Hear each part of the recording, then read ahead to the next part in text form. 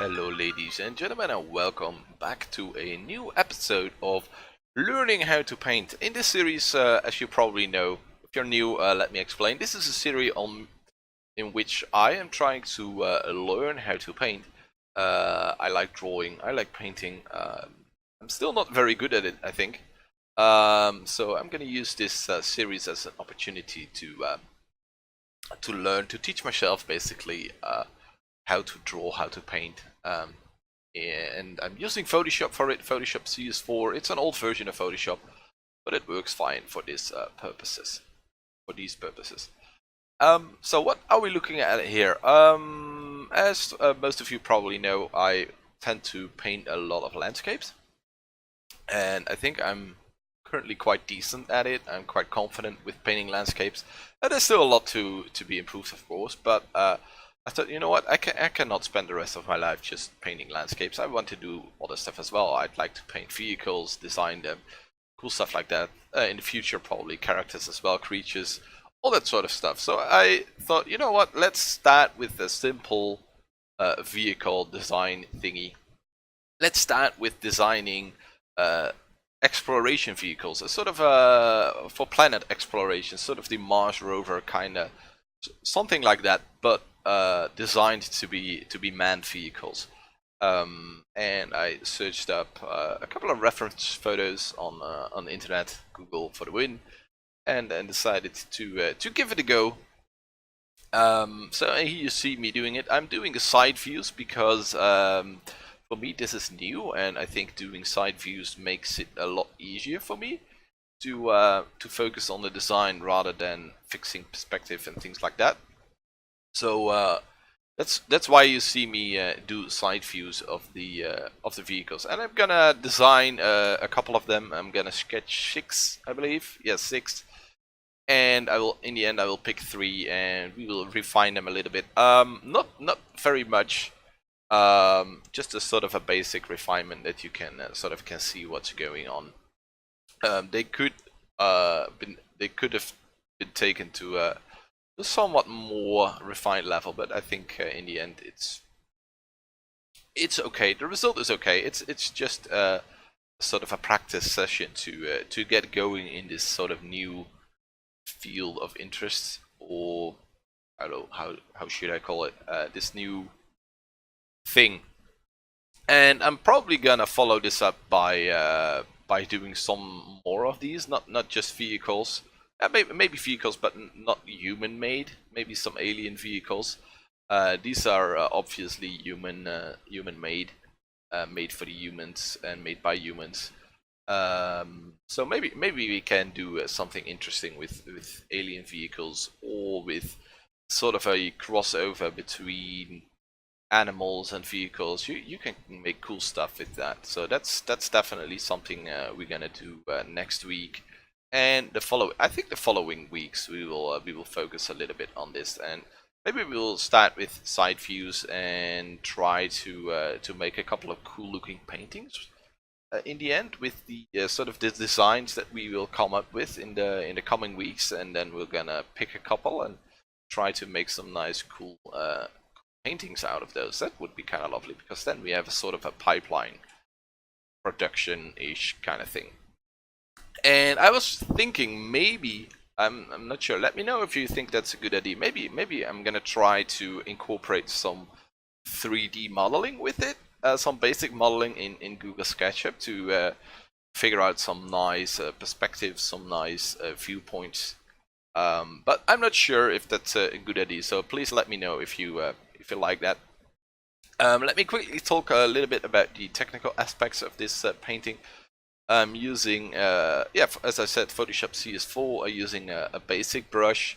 I believe it's a chalk brush, and it's shrunk down to, I think, 9 pixels wide, as you can see in the top left corner of the screen. I'm painting on a A3 sized canvas. For sketching, I kind of like the A3. It's a nice big canvas, and I just fill it in with a sort of 25% gray, so it isn't white. The white is so bright, and I don't know, it's a little bit intimidating. So I thought, you know what, let's use the gray. I kind of do that always when I sketch, or I try to do it. Sometimes I forget, but yeah, I'm just quickly sketching those in, and they're fairly rough, but it's, it's just to sort of get an overall idea, and I don't want to hinder myself by being too precise. In the beginning, I was a little bit more precise, but as you can see with that last one, I was really loose.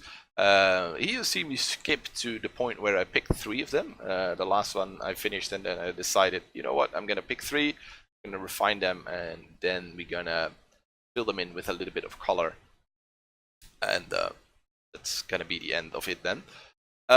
So I picked I think the first one that I did, and I picked the first 3 ones. I don't know. I think I did, which is kind of strange. Normally, the longer you do, the longer you sort of sketch, the better the results are. But I have to say, I did some off camera at first, just to sort of get just a tiny little bit of practice in firsthand. I recorded that bit, but I don't know. I didn't feel it with those sketches, so I ditched that bit.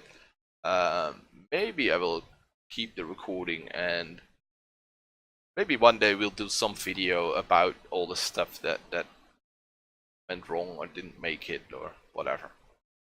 I just didn't have a good flow. I tried to record and comment at the same time, just as if I were making a sort of a live stream. But I thought for the purpose of a video, it didn't really work, because it sort of hindered my creativity at that point. I was just, my head was constantly busy with thinking about what to say, and so the drawing process was really slow. So I thought, you know what, that ended up being a 20-minute part in which I did 3 sketches or something, so that was way too slow. Well, of course, speed isn't everything. If you need time, you definitely should take the time that it takes. You should take as much time as it takes to make something good, and that's definitely a lesson that I need to learn myself. I'm a little bit, well, I probably should say I'm very impatient. So that's something you can see within my sketches and paintings. I think they're really quick and quite rough, and I probably should learn to be a little bit more patient, to be a little bit more precise. So that's definitely something that we can focus on in the future, to see if we can find some practice with that, some lessons for that. Because in the end, we want to deliver a good-looking product, and since I'm not working for a client or anything, I can take my time, so I should take the time to make it as good as I possibly can. So quickly moving on to the last one. As you can see, I didn't really refine it to a very fine detail level. The end result is still fairly rough, but it is just to get some practice, to get some feel with vehicles. And since we're gonna do it for a couple of weeks, I think it's good to sort of slowly get into it and get a lot of ground covered. So a lot of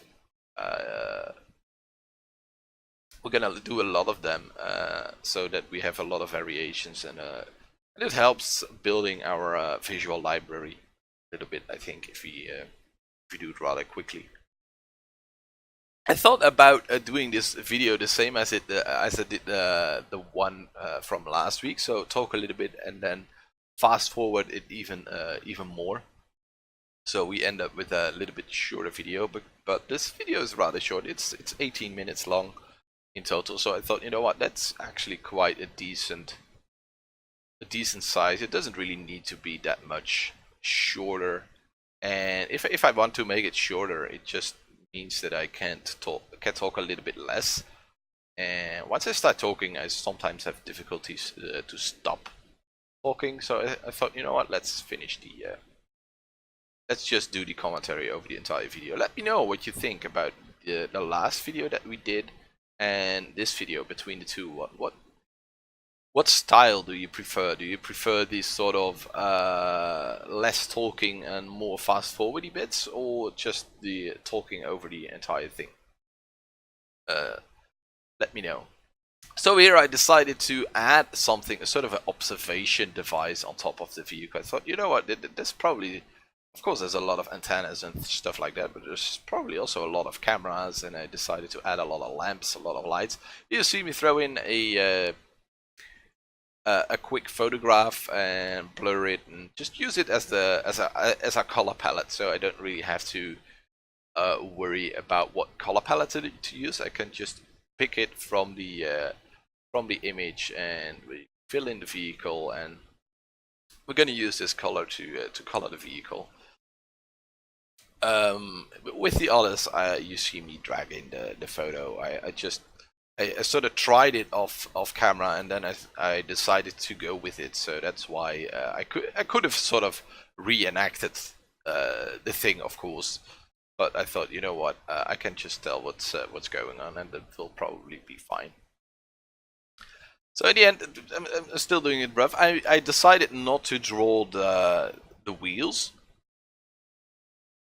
because the wheels weren't really the focus of the design at this point, so that's why they aren't there. But on the real design, there probably should be normal wheels. So it's not that I sort of designed the wheels to be this flat. There are basically normal wheels on that vehicle, but I decided to spend the time on the vehicle, and so you can see sort of through the wheels and see how the wheels are connected to the vehicle. Although I should probably study that a little bit more on real vehicles, maybe military grade stuff, to see how they handle suspension and things like that, because I think companies like NASA and SpaceX and things like that will probably take a lot of that technology to space, because NASA is part of the US military, right? If I recall correctly. So just adding some highlights to the vehicle, and yeah, as you can see, it's still fairly rough. Just working a little bit on the landscape to sort of give it a background to sit in, instead of it just being there. Didn't really do it with the other two vehicles. The landscape there isn't as fully fleshed out as in this one. Or fully fleshed out isn't really a fully fleshed out landscape, but there is some form of landscape, so it sits in a nice space, so to speak. So yeah, you see moving on the next one, and there you can see it's just a random photograph of some boats on the beach. So it has nothing to do with the actual subject matter that I'm using. But I'm just picking it for the color. I kind of like the color as sort of Martian style colors. And I thought, you know what, that's kind of cool. Let's grab that, fill the vehicle in, and then go from there. Quickly take some coffee, because you know that's what I do. I have the ability to use coffee to produce this kind of stuff. Yeah, and it's basically the same process here, just quickly filling in, really rough, just to get a general idea. But we will do more of these, and with hopefully some more interesting designs. These are quite fairly generic vehicles, I'd say, but yeah, I'm gonna see if I can make some more alien type of stuff, and then we're gonna grab, as I said before, we're gonna grab a couple of these and make them into a finished painting, so these serve a purpose, because then I can keep this as a reference for the painting and see how the vehicle is supposed to look, because I can imagine that you can have a nice, make this into a nice looking painting. I probably should talk a little bit more about the vehicles and sort of the thought process that went behind it. Well, as you can see, there's just a normal cabin with a window at the bottom, so they can sort of study the surface from within the cabin without having to leave it. And there's a big door, and I kind of left it out on this one, but I sort of want it so that it can attach to a building. Maybe there's some buildings on the moon or Mars or whatever. So well, filling in, grabbing the color for the bottom one. On the bottom one, you can see it a little bit more around the door. I sort of have a sort of a structure that maybe can attach to